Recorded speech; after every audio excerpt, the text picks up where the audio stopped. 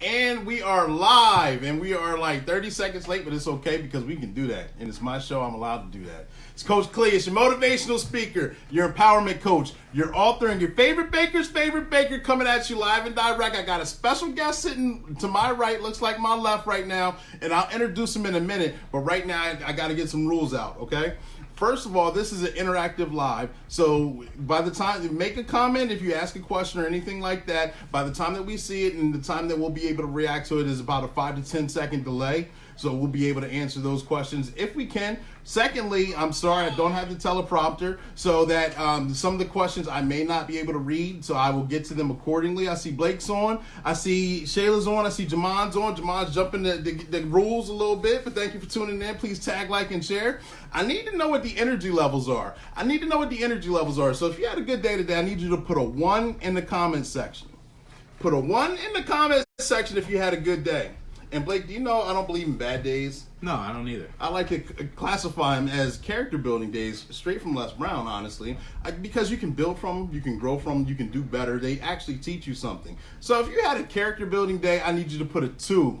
Looks like a peace sign. Put a 2 in the comment section. I see Jason's on. Thank you for tuning in. If you had a character building day, put a 2 in the comment section. And if you had an outstanding, magnificent, marvelous day, I need you to put a 0 in that chumpy.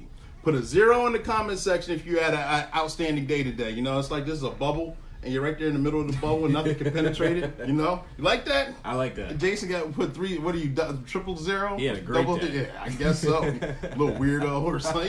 He's got to be the one that's different. He's always got to be but he makes it interesting. So I appreciate you for tuning in.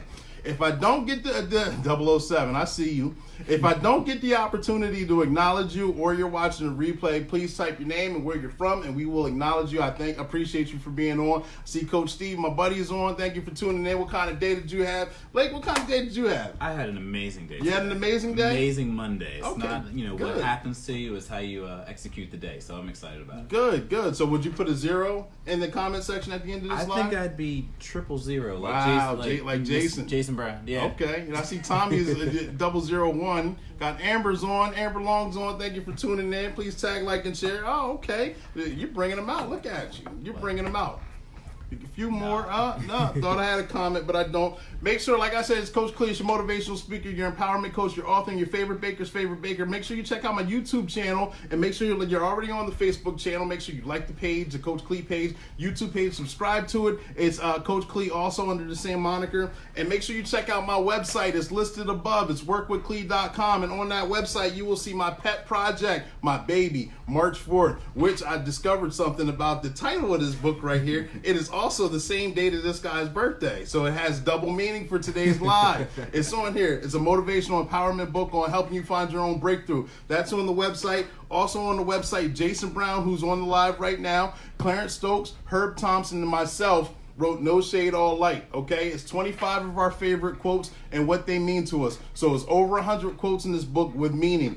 You'll see get the Coach Clee apparels on there. We got a new fall line coming out. It's not on the website, but stay tuned for it. It's here. I'm lying and say it's here. It's almost ready. It's not all the way ready, but it's almost ready. Go to the website. You will see Stark alkaline water along with other Stark products. That's on the website too. Check it out. It's a whole bunch of great things on there. Got a few announcements and one announcement and one event that's coming up. This event, and I got to practice on saying this title. I'm sorry. I don't speak Spanish, but it's Estamos Unidos of Pennsylvania. They're having their 17th annual gala that's going on September 14th. And at this gala, Emery Cook, a.k.a. Cy Emery, Cheryl Brooks, Vera Cornish, and a host of other authors, including myself, will be there for a meet and greet from 4 to 5:30. And don't leave after the meet and greet, because after the meet and greet, the actual gala is going to take place. That's going to be at the Best Western Premiere at 800 East Park in Harrisburg, Pennsylvania. Again, that's the Estamos Unidos de Pennsylvania. I probably shouldn't try to do that again. But we're going to be having a meet and greet there. It's going to be a lot of fun. This guy right here, who you all came to see right now, we're having a lot of fun. I got to meet this guy for the first time at Delta's Kings Who Cook. Yeah. I believe this in March or April. It was this spring sometime, and our tables were near each other. I got to taste some of his culinary perfection. I had some sort of it was a shrimp and something. It was amazing. Shrimp. See, look at it. He remembers what it was. Nice. It was nice. And that interaction, I mean, just you never know where interactions are going to take you. It spawned coming in. We met up one other time for an event, for a work-related event, and then here we are on the show. Here we go. It's been great. It's been a pleasure. Yeah, man. I, the more I find out about you, the more impressed I am. I know that you're a proud husband, you're a proud father. Also, you're a community advocate. Get tongue-tied every single show, but I'm sorry. I'll just deal with it. You're a graduate of Messiah, or you studied public relations at Messiah College. You do community policing. You love to engage with the community daily. You do, and I got to get this correct, you do a pop-up trailer with the Harrisburg Police Department where you like to cook the hamburgers and hot dogs and give them out to local residents and anyone who wants to come out and engage with the community. I understand that you're a Susquehanna graduate. You ran track and field in Susquehanna in high school, and you also ran track and field in college at Messiah. You're good. Yeah, listen, I told you. Yeah, you met your wife at prom, senior prom. You guys have been together since. Is that correct? That's right. Yeah, yes. Man. And he was born on March 4th. Oh! I think that's the only reason you have me on. I didn't know that until today. I honestly didn't know that until today. But that's interesting. All that from Google. You know, I got some investigative skills. I got some skills. Patty's on. Thank you for tuning in. Please tag, like, and share. We don't do applause on here, so give them some thumbs up for coming on the show. And look at the heart. Some of the hearts came through. Look at the heart. They look kind of cute. I get made fun of because I say they look cute. Look at the hearts. They look kind of cute, don't they? We got Mr. Blake Lynch on the show today, and he's going to talk about some things. Blake, thank you for coming on. Can you tell us a little bit about yourself, please? I think you covered a lot of it in that intro already. Wow, I don't think there's anything I really need to say, but thank you so much for having me. Yeah. It's really been a pleasure to get to know you, especially with what we do every day for the community. But I think you kind of hit on it. Proud husband. My wife Brittany and I have been together, like you said, since senior year of high school. We both live in the region, both from Susquehanna Township here in Harrisburg. Got 2 boys as well. Okay. Our youngest son, Brendan, and older boy, his name is Blake Jr. Oh, wow. So really excited about that. Love being out in the community, love trying to help others and do good. I think that's really a life mantra. If that's something that we can do and try to pursue together as a culture, I think really we'll be further along. With regards to that, also big into Philadelphia Eagles football. Because we're going to go all the way again with Carson Wentz. So I'm excited about that. So we're going to start off on the right track. This is getting edited. I think this is great. Good thing this is live. This is amazing. We did not talk about the backstory on that one, so he surprised me with that. Vinny, thank you for tuning in. Prior to working for the police department, Stephen Early got it. Yep. Prior to working for the police department, I worked at the Boys and Girls Clubs of Harrisburg. I served as a development director there, in charge of responsible for raising funds for our kids in and around the community, ensuring that they had the resources that they needed every single day, so that we really wouldn't have to spend any money, because a lot of our children in the city come from means which are humble. I grew up in the region, born in the city, raised in Steelton, Spadera Township, so Oberlin, Steelton, that area. My mom's a roller, my dad was a cougar. So I have a lot of family here in the area and quite connected to the region.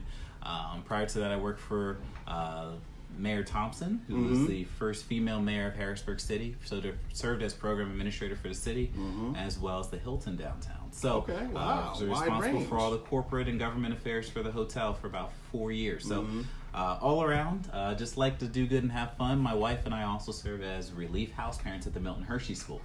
So in addition to all those many things, busy. Every other weekend we're out in Hershey, working with all the young men and young women, trying to make sure that they live successful lives and the vision of Milton and Catherine Hershey.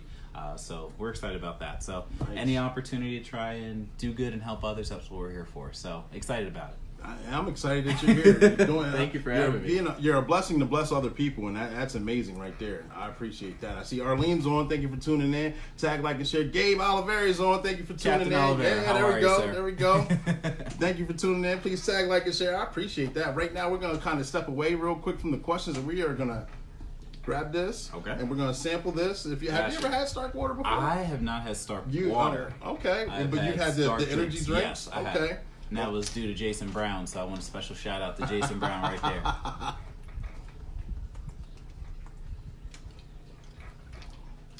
Good. Now tell me what you think. Does that taste like water? Does it taste like fresher water, or does it taste disgusting? It tastes crisp. So crisp than normal spring water. So I'm sure it has a little extra electrolytes in it. I'm sure, right? It's got it's alkaline water, so it basically helps neutralize the acid in your body. It's a healthier version of water. I think it tastes like fresher water. It's a fresher version of water itself to me. So that, like I said, that's also on the website, and I'm just happy that I can be the first one to give you some Stark alkaline water, a little bit of healthiness while we're having our live all day. So I appreciate it. Any chance to become better, I'll take it for sure. Absolutely, man. Not even a hot day like this, but it's been a kicker. July was a kicker, and those came in handy. Yeah.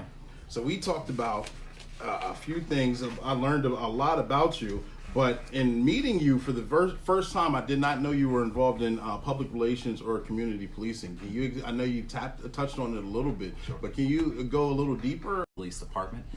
It's quite an interesting mix. I report directly to the commissioner of police, who's also the Chief Carter. You may know him. Yep, very well. And so that's my role, is to report to him and to serve as a liaison between our officers and the community in which we serve.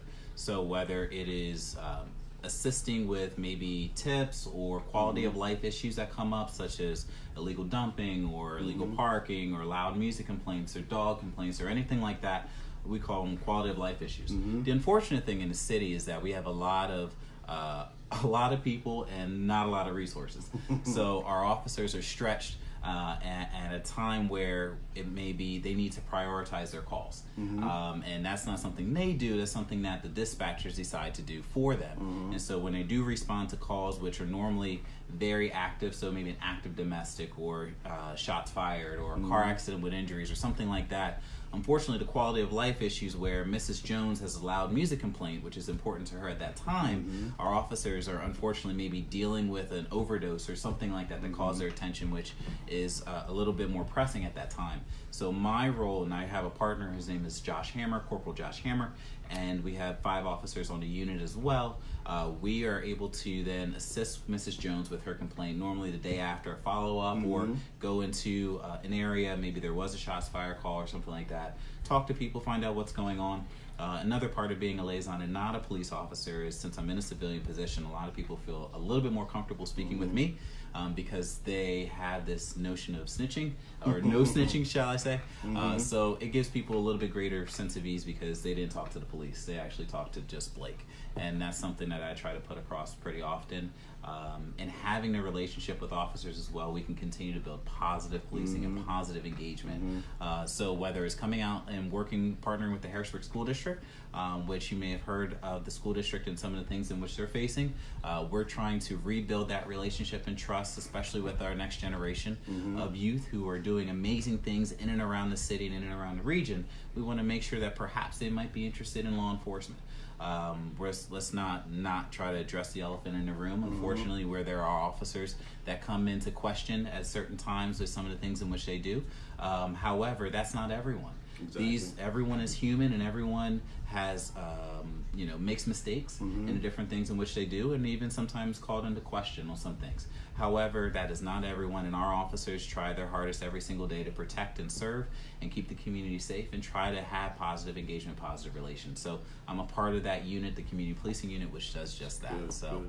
That's a lot, but kind of walk around is that's what we do. Again, try to help others, do good. There's a lot of behind the scenes that happen. People provide tips, resources all the time. We work with churches and nonprofits to do business checks. We do active shooter drill trainings to try and assist deacons at churches to keep their churches and synagogues safe. I've helped plan 3 funerals for unfortunate victims of violence that have been shot, who have their parents are too grief-ridden, of course, to perhaps go through that. it's a shock to them, or they don't even have the resources. So working with funeral homes to assist that they have the proper burial. So there's a lot of things, putting food in people's refrigerators, working with the food bank or other resources to ensure that people have those resources they need. Christmas time, gifts. Yeah. So there's a lot of things that we do at the police department that we don't boast about. It's just all about serving the community and serving the public and making sure that the city is safe and try to improve the quality of life. So nice. And I know with the climate today and a lot of the misinterpretations, I'd like to say with law enforcement, it's nice to have a positive impact and a positive light out there for law enforcement officers too. I know they're working a very hard job. They're human beings that try to do the best that they can, and for you to come in at your role, I know it's very supportive on both ends, and it shows a positive light with that. So thank you very much. And there's times on the other side too. My job is not just all the way there. It's also to ask questions. I ask a lot of questions, and any officer that I work with will tell you that I do. It's really to gain a better understanding. So when I'm not in a room with an officer and people have these questions, which I get all the time, I get these Facebook videos sent to me. I get text messages and pictures of, hey, did this officer do right, and they can't do this, can they, and different things like that. So if I'm able to explain some of these things about what they can and cannot do, or actually provide an officer so that they could speak with, these things are helpful. But then also, again, ask a lot of questions like, why did you do this, or why would an officer do that? Because I don't understand, because I'm not in law enforcement. I didn't go to school for this. But from a public relations point of view, or community engagement point of view, as someone who's an African-American male point of view, as a father, explain to me why you did this or what these things are. And that way we can have that type of communication, which just helps everyone all the way around. Highly important. I see Mr. Deli, Bobby's on. Thank you for tuning in. I see Tara's on. Thank you for tuning in. Tag, like, and share. Coach Steve's asking a question. He says, what is your relationship with the city schools? Our relationship is much better than what it used to be. And I want to put out that the police department was not allowed in the schools for about 6 years. Wow. Honestly. So administration said, unless there's an emergency or we call you, you're not allowed in the schools. And coming into this role, we've been able to change that dramatically. So we went from not being allowed into the city schools to now having full access into the city schools, and working and engaging with principals and teachers. So it was never the principals or the teachers that wanted us out. It was unfortunately different aspects at different times, administration or board members or what it might have been. Right. But that has completely changed now. We have a great relationship with the Harrisburg School District, amazing relationship. Dr. Samuels and I, we've met at least 4 times. Just had a meeting with all the high school building administrators last week, prior to the start of school. We had several officers that were out around the city today welcoming students back this morning. I was out as well, giving high fives and handshakes all around. So we were at Foos, we were at Ben Franklin, I think Scott. Those are just some of the ones I know the officers said that they went to.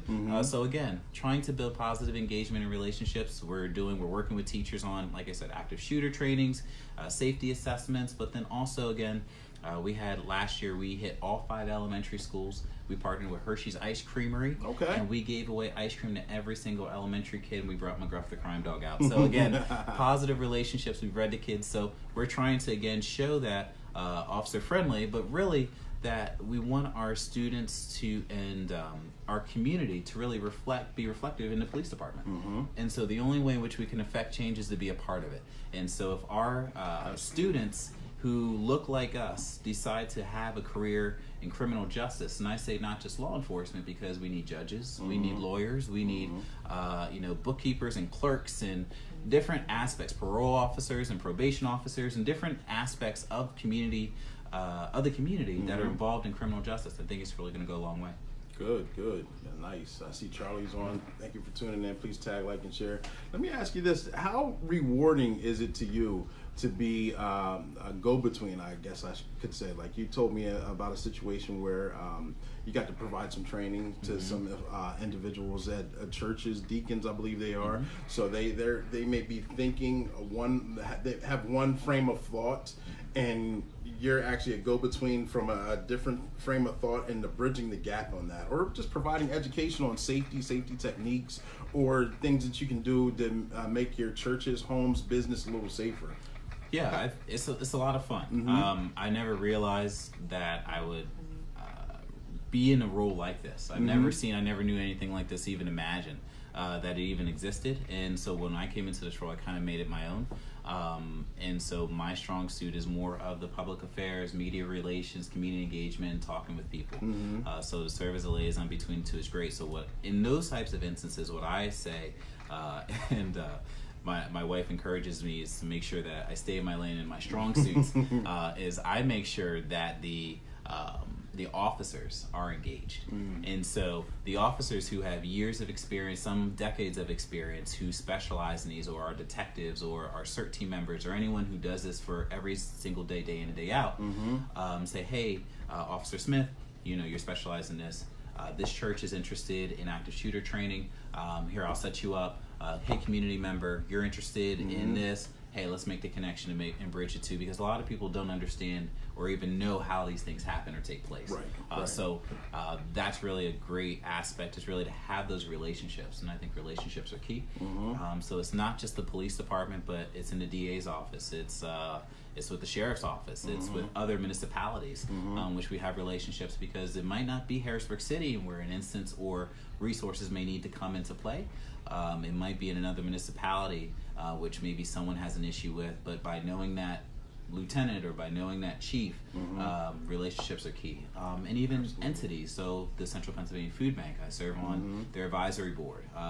Now joined the board of Hamilton Health Center. So in the city, thank you. So these are all aspects and understanding where it might not be just criminal justice related, or an issue of law enforcement, but it might be, do you know anyone that can get this guy, this brother, a job, ties, anything? So that's really what it comes into. Yeah, absolutely. I see Kia's on. I missed another name. Please forgive me. Tag, like, and share. Shayla saying she appreciates the support we get at the hospital from the Harrisburg police officers.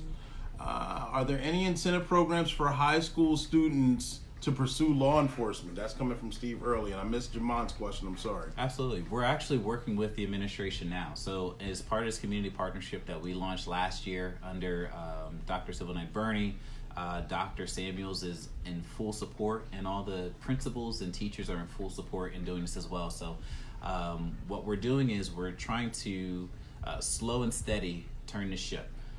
So again, positive relationships and engagement, to where people start recognizing we've gone from officers feeling no love in the schools to now waves when they're driving down the street. I had a canine officer tell me one time that they went in to do a search warrant, unfortunately, but they went in to do a search warrant, and the kids were like, hey, I remember you gave me ice cream at my school.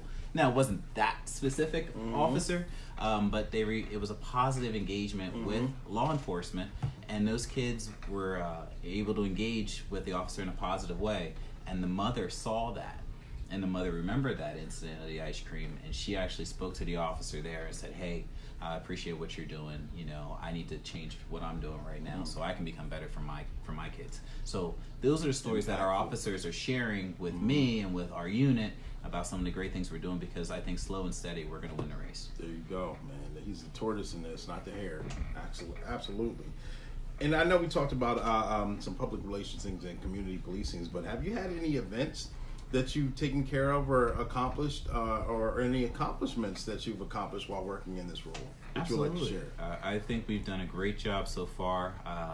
As a department, it's really the heart of our police commissioner, Commissioner Carter, and the mayor, to double down on relationships in the community and try to build that bridge. Fire does a great job, and so we're trying to step up and do the same as well. So we hosted our second National Night Out this year as a department. National Night Out is held every first Tuesday of August nationwide. It's an opportunity where law enforcement can connect better with the community and get out and get to know neighbors. Neighbors meet neighbors. And we encourage blockside barbecues for them to get out and do that. We encourage them to have things, at Boys and Girls Clubs or YMCAs. But we decided to take it on and say, you know what, we want to do something on a larger scale. And perhaps neighborhood associations and crime watch groups will join us.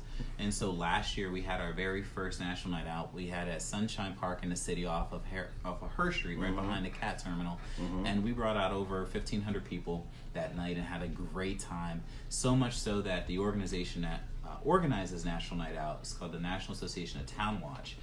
They're based down near Philly, but they actually recognize us as one of 7 departments in their Rookie of the Year category. So we want an award out of 700 police departments that entered. We want an award, and this year we decided to double down and try to go bigger and better. And we had over 4,000 people coming to National Night Out this year, and we held it at Camp Curtin School, and we partnered with the Harrisburg School District again to double down on our relationship. So we held on a school district property with their partnership. They were there. We had Harrisburg High football players and cheerleaders there. And we had a great time. So we're looking forward to next year, making it even better. So maybe we'll have 8,000. So we're excited about it. Man, I'm excited. I know, and I got to see a few pictures of National Night Out, and it looked amazing. I knew a few people who went, and they said they had a great time. You guys, when you're talking about you did it big, you're being very modest. I think you went above and beyond, and I think that's important because, like you said, it engages the school district, it engages the police department, and it engages the community as one umbrella encompassing each other and having a good time. Yeah, and seeing things you wouldn't normally see and having a great experience. I think that was beautiful. I think the big part of it, if I could just say, was bringing together community groups from around the city. So we have such a diverse city where we have homeowners and renters and people in different parts of the city. So you got Uptown and South Side and On the Hill and Midtown and Shipoke, and everyone coming together was such a great, unique experience.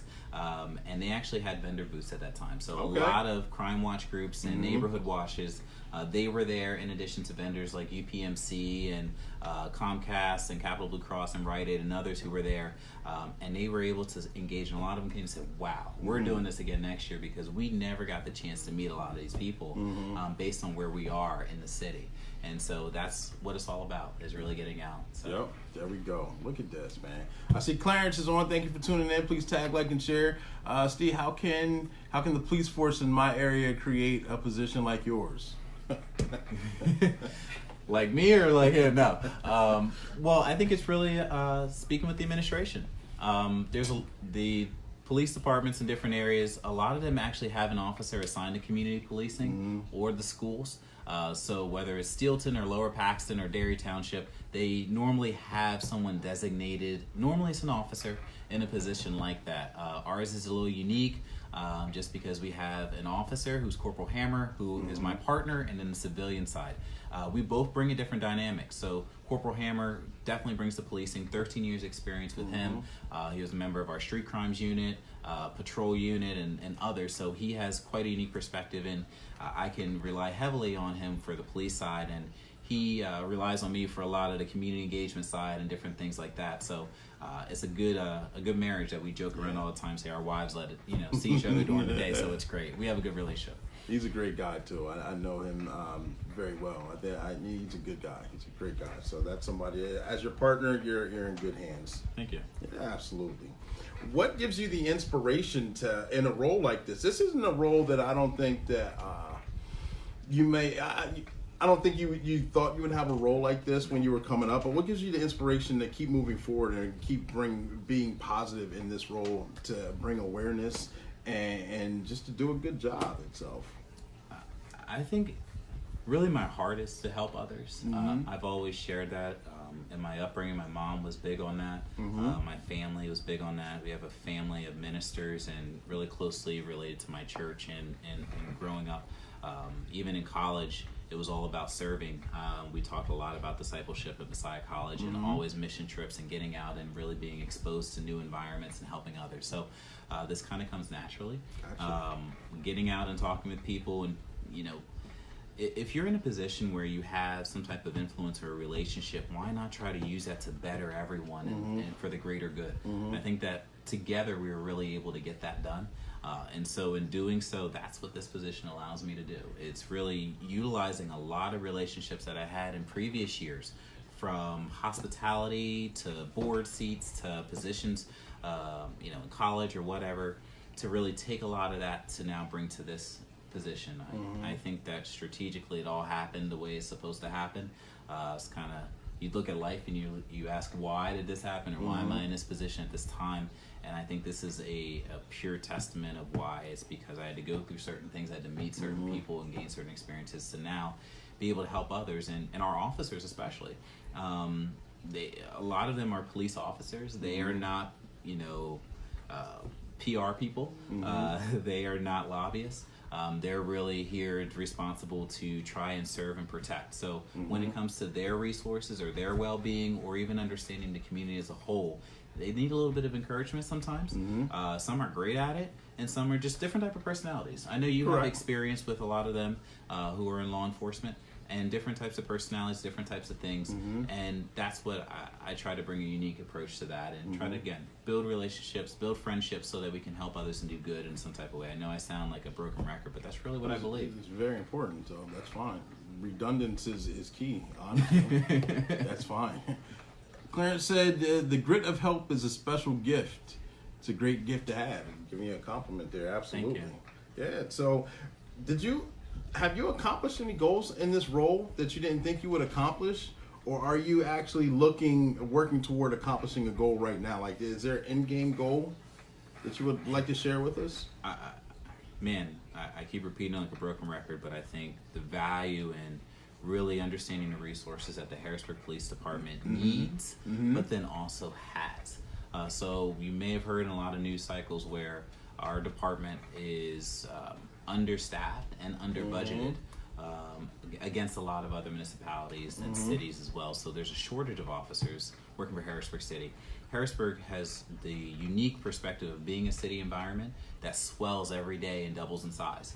So the same amount of officers that are on at 10 o'clock at night are the same amount of officers that are on at 11 o'clock in the morning. Now, 11 o'clock in the morning, the city's almost 100,000 people. And then everyone leaves and the city goes down to about 40, 50,000 people. Those same officers are responsible for the same amount of people. So that is a unique pressure that is applied. Yes, you have other entities that are in, you have Capitol Police and State Police, but the city is the city. They are responsible for every block of the city. And that creates, again, unique perspectives in how things get done. But then also, unfortunately, the city went through what's called Act 47, which was financial distress. Finances weren't managed well at a certain time and period in certain administrations, and so that now left the state to take over and try to put them on the right financial footing. And fortunately, that caused for salary freezes and hiring cuts and different things that just to try to get the city where it's supposed to be. And the salaries were then held at a certain level, which other municipalities around continue to grow. So our starting salaries for officers are well under what they are in other municipalities, and so you work the hardest in the city, and then from the other side, you get a lot of experience. So the running trend from what I've heard from other officers is that 3 years experience as a Harrisburg City officer is like almost 10 to 12 years in a municipality. Would you agree? I would totally agree, yes. So that's kind of what we hear and what we know. So our officers can go and be chiefs of police in other municipalities and other departments because of the experience they have, from check fraud to car accident with injuries to overdoses to homicides to drug investigations to working with the ATF and the FBI and the Secret Service. They have all these great resources that come into the city being the state capital, but then also the diversity and clientele and people and residents of the city. So absolutely. Good answer. And Steve has a question. Do you have any aspirations for running for public office?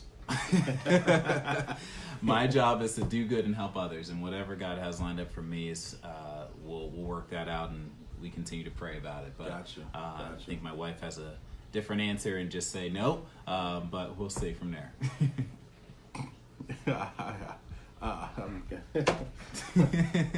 I'm sorry. Some questions just throw me off. It's bigger in person, I'll tell you that.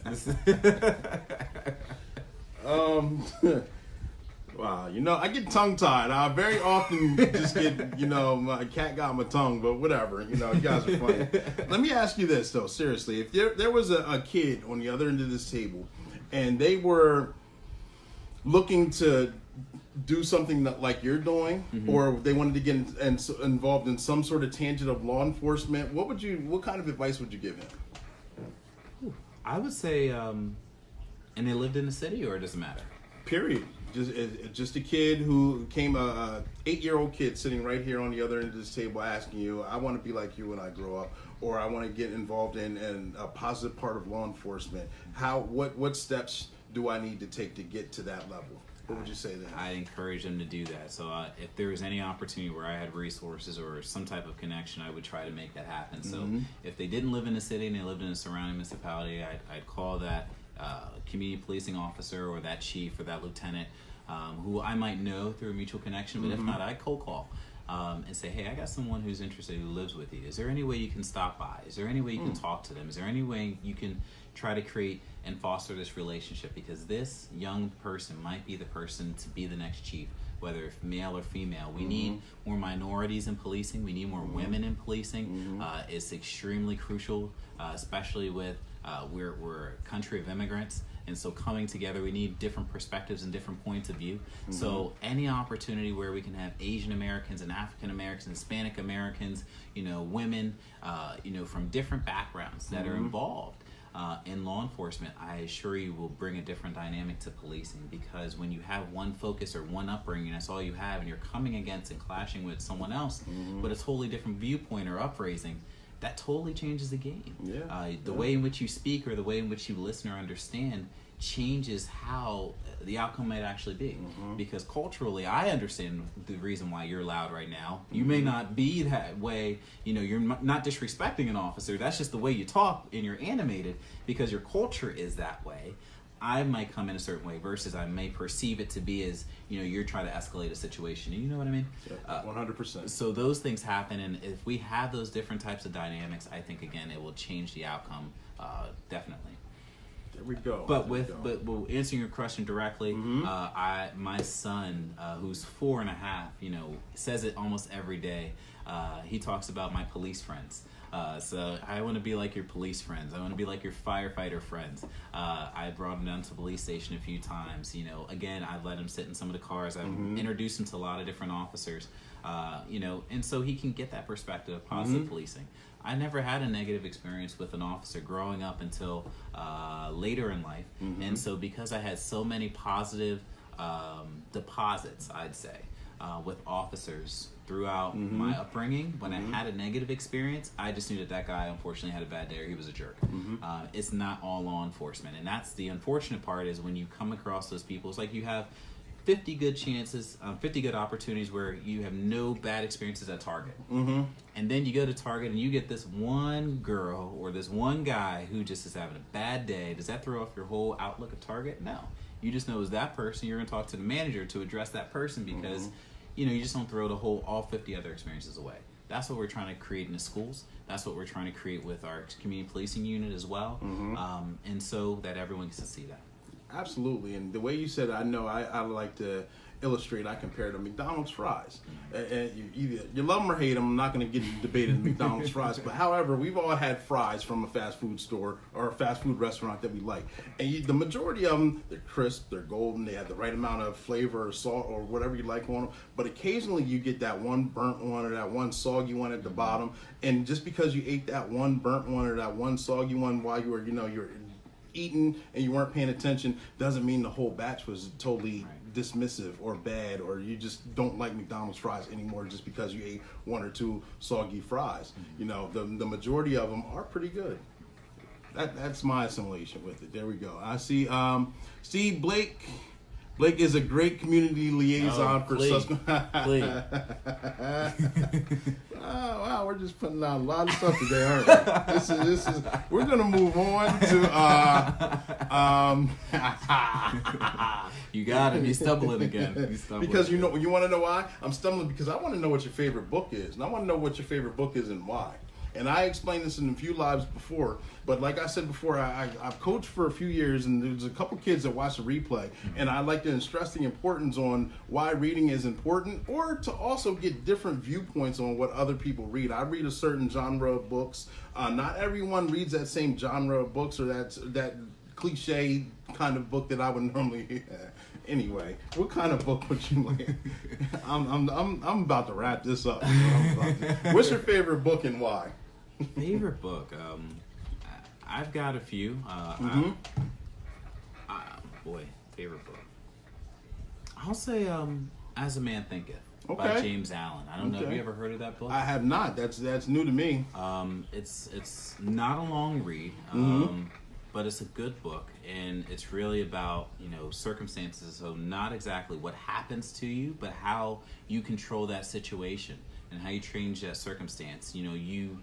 Someone might come up to you with a negative experience or a bad day or bad attitude, but it's how you respond to that situation that really sets forth. It's about, thinking good and, positive thinking, but also, again, as a man thinketh, it's based on this chapter in Proverbs.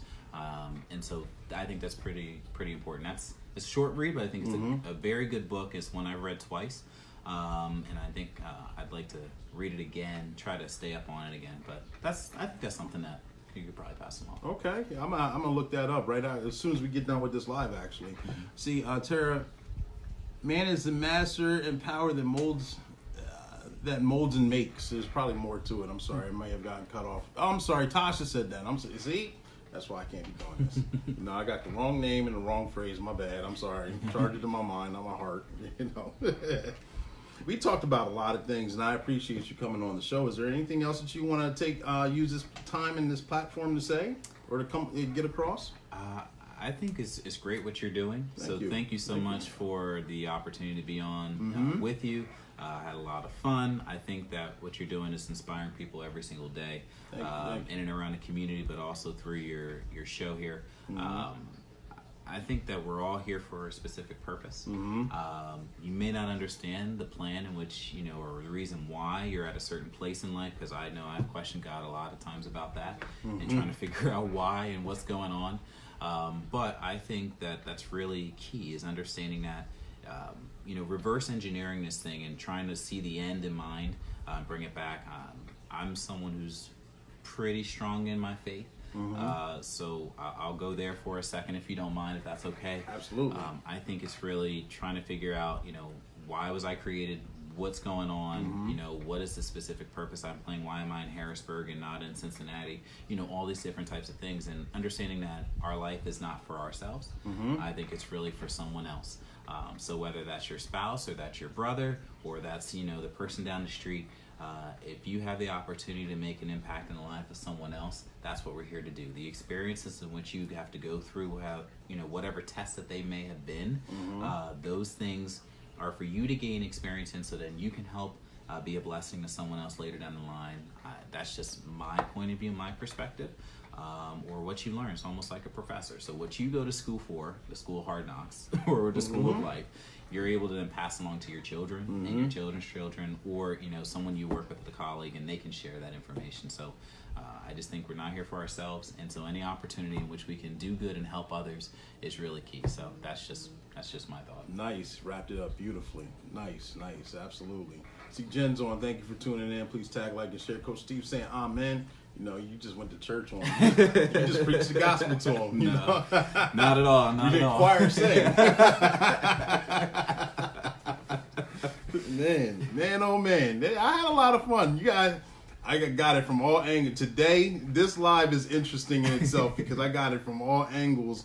You guys got me today. You guys got me, and you did a tremendous job. I appreciate you. Thank you very much. Thank you for having me. This is your very first live itself. Am I correct? My very first live. I've never done Facebook Live.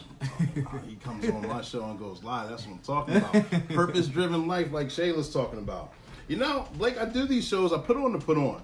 And I say that to say this: if you have a business, if you have a product, or if you have a positive message that you're looking for a platform to get that information out there, inbox me, text me, let me know, get a hold of me somehow, make arrangements with me. I will schedule you to get you on the show. Again, that's a business, it's a product, or a positive message that you're looking to get out there. Got this platform, get you in the hot seat, we'll bring you in the lab, tell everyone to get their pen and their pad, and we're going to have some fun. And we're not going to make fun of me in the process, because that's just not going to happen. But let me know. We'll get that out there. I got a special guest coming what day is it? Saturday? Sunday? This weekend. I got a special guest this weekend. You know who he is? I don't. You got to tune in and see. I like how you did that. But I do have a special gift for you. I got two gifts for you, actually. Okay. This one's a car magnet. Everyone who comes on the show, you get a car magnet, but also, because I learned something today, you get a signed copy of March 4th, the title of your birthday. I appreciate that. So you'll get this as soon as we cut camera right here. I'm happy to have you here. I had a lot of fun. I'm looking forward to watching you flourish. I really am. I look forward to working together and really trying to help others and do good. So thank you so much for the opportunity. Yeah. Thank you very much. Right back at you for coming on. It's your motivational speaker, your empowerment coach, your author, and your favorite baker's favorite baker, Coach Clee. Got special guest Blake Lynch right here. And yes, I'm sorry. Gotta get this lesson on how to do the money dance. Yeah, I didn't tell him the rules yet. I was just getting there. That's why I fumbled, because I forgot to tell him before we went live. We got to leave doing the money dance. It's a requirement. We got to leave. You can't sit in the hot seat and not do the money dance. You know what the money? It's real easy. You know what the money dance is? I don't. You got to show me. It's 2 fingers and we're waving goodbye with the ball so hard. 2 fingers again. Come on, you got to do it. You got to do it. Like, damn. We're out of here. Thank you for tuning in. We love you very much. We had a lot of fun. Have a good night. Take care of each other. Peace.